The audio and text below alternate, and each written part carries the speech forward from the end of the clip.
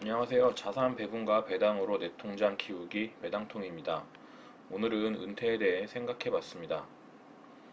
최근 뉴스인데요. 9월 11일 기사에 직장인이 생각하는 평균 은퇴 연령이 50세에도 미치지 못한다는 것입니다.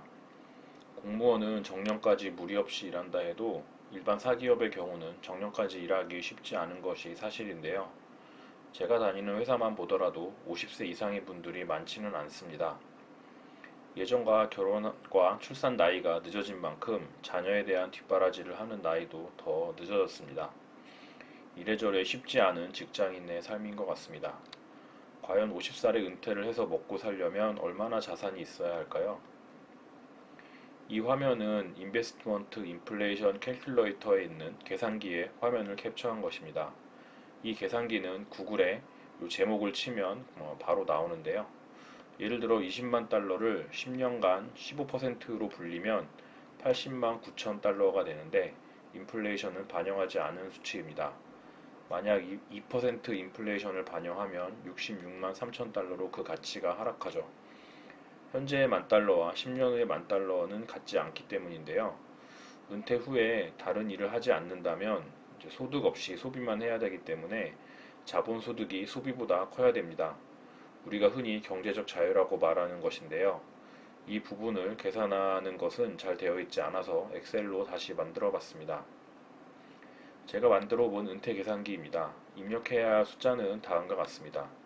자신이 생각할 때 가능한 연수익률, 인플레이션, 초기 자금, 지금 나이, 은퇴의 나이, 그리고 일할 때 연 추가, 투자 투입금, 그리고 현재 생활비, 이렇게 입력을 해야 되고요. 여기서의 가정은 일단 일할 때는 생활비를 전부 벌 수 있다는 가정을 했습니다. 그리고 현재 상황에서 1년에 투자 가능한 금액을 적습니다. 그러니까 1년에 매년 투자 가능한 금액이겠죠. 현재 생활비에서 1년마다 인플레이션 수치만큼 매년 생활비는 늘어나고 일할 때까지 투입금은 설정한 값만큼 매년 늘어납니다. 수익률은 이전 해의 연말 자산에서 생활비를 빼고 추가 투자금을 더한 값에서 1 플러스 수익률을 곱해서 산출합니다. 대부분 현재 상태를 넣으면 되는데 문제는 연수익률을 얼마나 잡을 것인가 라는 것에 대한 것입니다. 돈을 굴리다 보면 손해가 나는 해도 있고 이익이 나는 해도 있는데 일률적으로 1년에 몇 %씩 수익이 난다라고 얘기를 할 수 없기 때문입니다. 다만 지금까지 지금까지 얘기한 자산 배분 전략이나 배당 등을 통해 몇 % 정도 달성 가능한지 생각해 볼 수 있을 것 같습니다. 여러분은 몇 %를 넣을 수 있나요? 참고로 워렌 버핏이 22% 정도이니 너무 과도한 값을 잡지 않는 것이 현실적이라고 생각합니다. 여기서 생각해 볼 점이 여러 가지 있는데요. 일단 수익률보다 기간이 중요하다는 것입니다. 잘 아시는 복리의 힘이죠. 수익률 7%를 낸다고 가정하면 10년 먼저 시작하면 절반의 자산으로도 같은 자산을 만들 수 있습니다. 그리고 수익률 1% 차이가 생각보다 크다는 것입니다.